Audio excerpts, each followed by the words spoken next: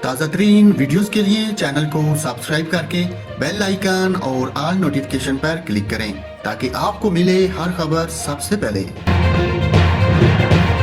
اور ناظرین، یہاں پر آپ کو بتاؤں، پاکستان تحریک انصاف اپنے سابق رکن اسمبلی عامر لیاقت کے خلاف حرکت میں آ گئی۔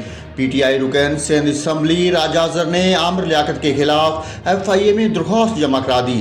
درخواست میں کہا گیا کہ عامر لیاقت نے اپنے سماجی رابطے کی ویب سائٹ اکاؤنٹ سے قابل اعتراض ویڈیوز اپلوڈ کی، وزیر اعظم کے خلاف انتہائی قابل اعتراض زبان استعمال کی اور ان کے خلاف بے بنیاد الزامات لگائے۔ سابق ایم این اے غلط الزامات لگا رہے ہیں جس سے ملک کے وزیر اعظم کی عزت وقار مجروح ہو رہا ہے۔ رکن سندھ اسمبلی نے ایف آئی اے سے عامر لیاقت کے سوشل میڈیا پر قابل اعتراض ویڈیوز کو بلاک کرنے کی درخواست کی۔ درخواست کے ساتھ عامر لیاقت کی ویڈیو کے لنکس بھی شیئر کیے گئے۔